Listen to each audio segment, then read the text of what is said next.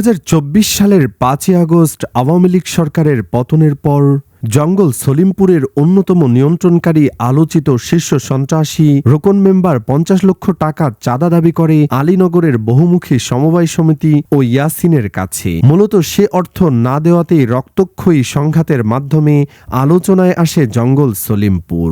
বহুবার সন্ত্রাস দিয়ে ব্যর্থ রোকন মেম্বার পরবর্তীতে র্যাবের কিছু অসাধু কর্মকর্তাকে অর্থের প্রলোভন দেখিয়ে শুরু হয় আলীনগরের বিরুদ্ধে ষড়যন্ত্র ও ইয়াসিন কিলিং মিশন, যা আমাদের অনুসন্ধানে উঠে আসে। তারই ধারাবাহিকতায় রোকন মেম্বারের পরিকল্পনার অংশ হিসাবে গত 2025 সালের 30 জানুয়ারি সেদিনের একটি বিশেষ সিসিটিভি ফুটেজ আমাদের অনুসন্ধানী টিমের হাতে আসে।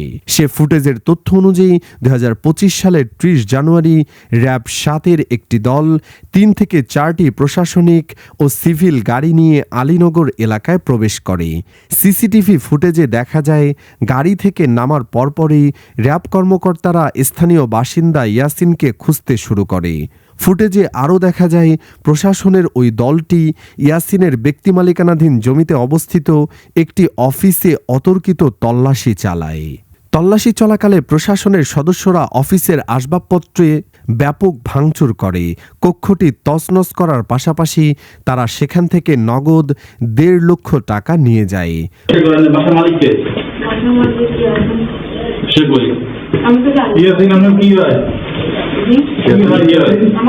উল্লেখ্য, ঘটনাটি ধামাচাপা দেওয়ার উদ্দেশ্যে এবং এই এলাকায় তাদের উপস্থিতির তথ্য গোপন করতে ভবনের সিসিটিভি ক্যামেরার ডিভিআর খুলে নিয়ে যায় ওই দলটি।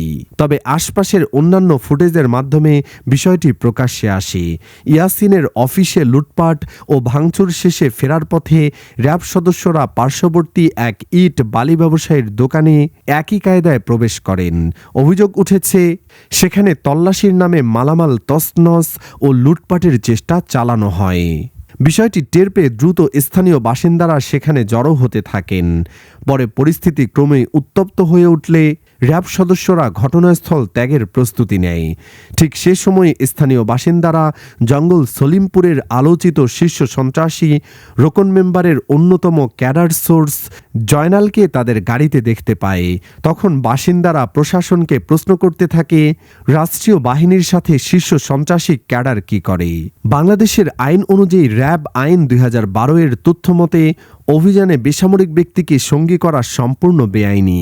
ঘটনার পর ভুক্তভোগী ইয়াসিন তৎকালীন কোম্পানি কমান্ডার সিপিসি 3 র্যাব 7-এর সাদিকুল ইসলাম বরাবর একটি আইনগত নোটিশ প্রেরণ করেন। নোটিশে তিনি জানতে চান কি কারণে কার নির্দেশে র্যাব সদস্যরা তার অফিসে প্রবেশ করে এই ধরনের কর্মকাণ্ড করেছে, সেদিন র্যাবের সাথে কার কি ঝামেলা হয়েছে সে বিষয়ে ইয়াসিন সম্পূর্ণ অবগত নন। 30 জানুয়ারি 2025 ঘটনার দিন ইয়াসিন চট্টগ্রাম আদালত ভবনে অবস্থান করছিলেন, যা সেখানকার সিসিটিভি ফুটেজে সংরক্ষিত আছে। তা সত্ত্বেও সে ঘটনাকে কেন্দ্র করে ইয়াসিনকে মামলার প্রধান আসামি করা হয়েছে।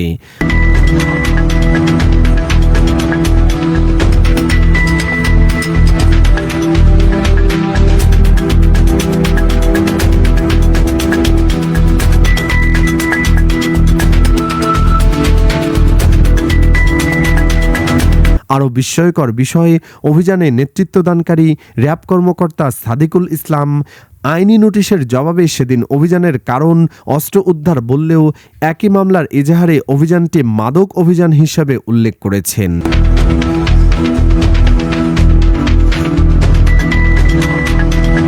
এদিকে গত 4 সেপ্টেম্বর 2025 ভোরে প্রায় 600 রোকন বাহিনী অস্ত্রধারী সন্ত্রাসী আলীনগরে হামলা চালিয়ে মোহাম্মদ ইয়াসিনকে হত্যার চেষ্টা করে বলে অভিযোগ ওঠে। এতে এলাকায় আতঙ্ক ছড়িয়ে পড়ে। 7 তারিখ আনারে লোকের অস্ত্র দিছে ইয়াসিন মিয়ারে মারি বেলা ফাটাই বেলা এখানে। তোরা দিনে আসিলি? আসিলাম। কতজন আসিলি? আসিলাম 1-1.5 দিকে। তোর নাম কি? নাদিম। তোর বাপের নাম? মিরাম্মদ। আর আলমুদ্দিন আর কোন ছিল? না, এখানে আমি আর সুরুজ আছি। তুই আর সুরুজ আলমুদ্দিন আর কেউ আছিল? আপনি 1-1.5 ফয়েন করতে নেছে এখানে এগুলা এই দিক থেকে মেম্বার পাঠাইছে। এদের কাছে মাল আছিল? পাঠাইছে, এদের কাছে আছিল 4-5টা। না লাইকি ঠিক আছে এটাই কি রাখনটার কারণ নাম কি? ঠিক আছে আইয়া না লাফারা দেখি বুলেটটা তোর কোথায় ছিল দেখা? কোন জায়গায়? মুখে বল না কোন জায়গায় মরদ কোন ছিল তো?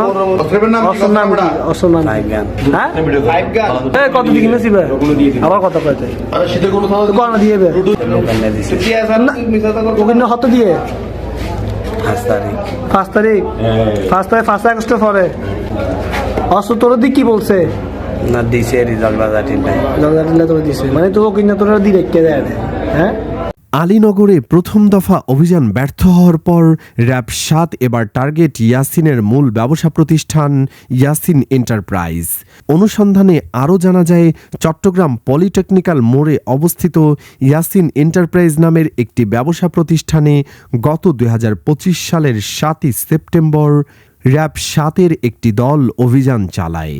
প্রত্যক্ষদর্শীদের ভাষ্যমতে র্যাব সদস্যরা সেদিন প্রকাশ্যে অবৈধ অস্ত্র হাতে নিয়ে অফিসে প্রবেশ করেন, যা সিসিটিভি ফুটেজে স্পষ্ট, এবং ইয়াসিনকে খুঁজতে থাকে।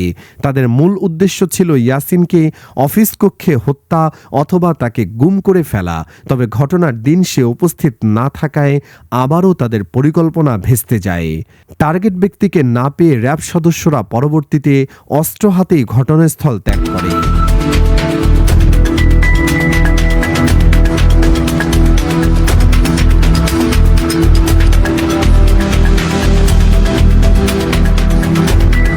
আমি র্যাব সদস্যদেরকে যাদেরকে আমরা সহযোগিতা করি তাদের সাথে যোগাযোগ করেছি। ওই অভিযানে আইনশৃঙ্খলা বাহিনীর যে পর্যায় থেকে আমাদের কাছ থেকে সহযোগিতা চাওয়া হয়েছে, আমরা আমাদের পক্ষ থেকে সর্বোচ্চ চেষ্টা করেছি তাদেরকে সহযোগিতা করার জন্য। সেটা র্যাবের পক্ষ থেকে হোক, সেটা আর্মির পক্ষ থেকে হোক, সেটা পুলিশের পক্ষ থেকে হোক, সমস্ত বাহিনী যারা ইন্ডিভিজুয়ালি আমাদের সাথে যোগাযোগ করেছেন, আমরা চেষ্টা করেছি যে তাদেরকে আমরা সহযোগিতা করে অত্র এলাকাতে আইন শৃঙ্খলার সুশাসন যাতে প্রতিষ্ঠিত হয়। বর্তমানে আমি আমার অত্র এলাকা, আমি আমার বাড়িতে আছি, আমি আমার এলাকায় অবস্থান করতেছি। আইন শৃঙ্খলা বাহিনীকে আমি বিষয়টা অবগত করেছি। আমি র্যাব সদস্যদেরকে যাদেরকে আমরা সহযোগিতা করি তাদের সাথে যোগাযোগ করেছি। প্রশাসনের পর্যায়ে আমার নেতা, আমার লিডাররা বলেছে, তাদের সাথে যোগাযোগ করেছে বিভিন্ন পর্যায়ে, যে আমাদেরকে এখানে জড়িয়ে কেন আমাদেরকে ছেলেদেরকে মামলা দেওয়া হচ্ছে। এটা কিন্তু অত্যন্ত আমাদেরকে পীড়া দেয়। মূলত এসব ঘটনার প্রেক্ষাপটে রোকন বাহিনীর রোকনের সরাসরি নির্দেশে র্যাব একাধিকবার গ্রেফতার ও প্রাণনাশের চেষ্টা চালায়।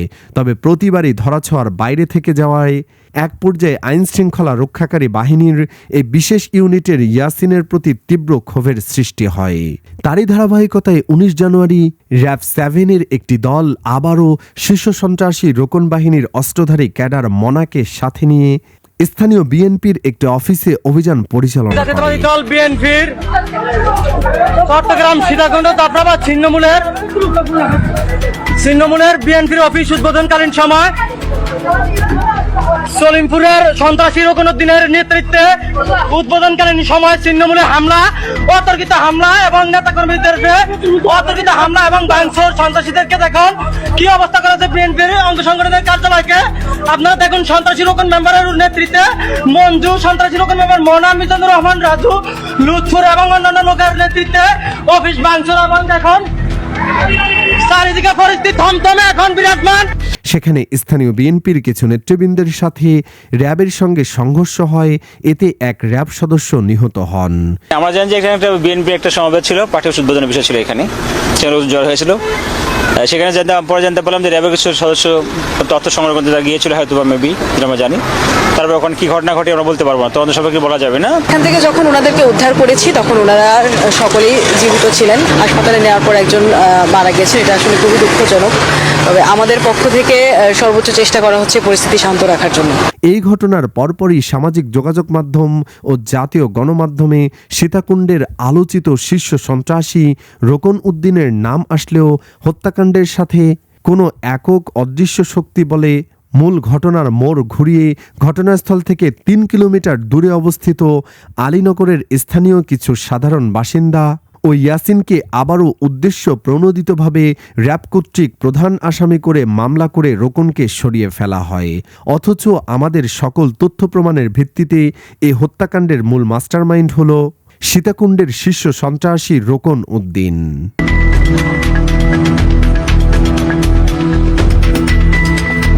Desk report, channel ৭১।